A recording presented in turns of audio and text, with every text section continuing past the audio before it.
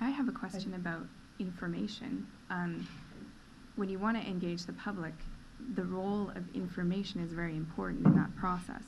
And I think we've talked about a couple of examples that you've had that we feel like we're having a one-sided debate because we are very aware of the costs, but we're not so good at quantifying the value of social benefits. So what's the value to our society to have daycare? What's the value of our society to have sort of these social benefits? If you talk about population growth and jobs created, how do you think we could get better at providing the balanced approach of information when you're looking at doing engagement? Well, I think Bobby Kennedy, it's a great question, Lisa. Bobby Kennedy said something I always loved, which was when he said, you know, the gross domestic product can't be the only measure of our well-being. It measures the cost of the lock on the door and the jails for those who break them and the cost of a bomb. Those all add to GDP, but they don't measure the beauty of our poetry or the strength of our families or the value of our shared public morality.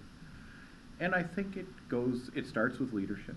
I think one has to from time to time say, you know, there are certain things that collectively call us to action. That's the price of living in a democracy. It is, I think, beneath us to have 40% of the adult population that can't read in a society as blessed as ours is. And I think governments, by taking that on, have started to change that. At least I've seen it now under 2 governments. The literacy numbers are moving in the right way.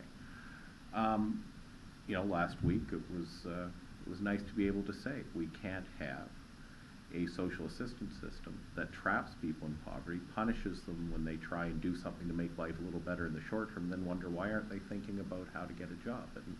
And that seemed to resonate with a lot of people, and I think there's some shared values there. Now, the part we don't always do well as politicians, though, and it goes back to Dr. Broadbent's point.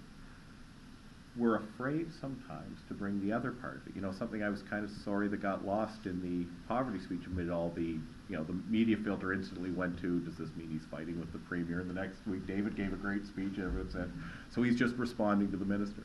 You know, the other part that I thought was important is, I was speaking to a group of business leaders, and I said, you know what, we also have to, if we're going to make social assistance less punitive, that means the work it's compared to has to be better too. The reason we've made social assistance so crummy is minimum wage jobs without benefits are crummy. So you've got to raise the minimum wage. You're going to have to provide health benefits to your employees. And as citizens, you have to do that. And I think whether it's taxes or whether it's those costs, we often run at election time in simple sound bites. It's the what'll you do for me syndrome. We take certain groups and say, here's what our government will give you. Instead of talking about here's what we can accomplish together, but there are trade-offs. And that's why I remain hopeful that more and more politicians who want that substantive debate and citizens who want it are finding ways to get around the media filter through new media formats and actually look at the trade-offs. Otherwise, we're just consumers in politics the same way we are in malls.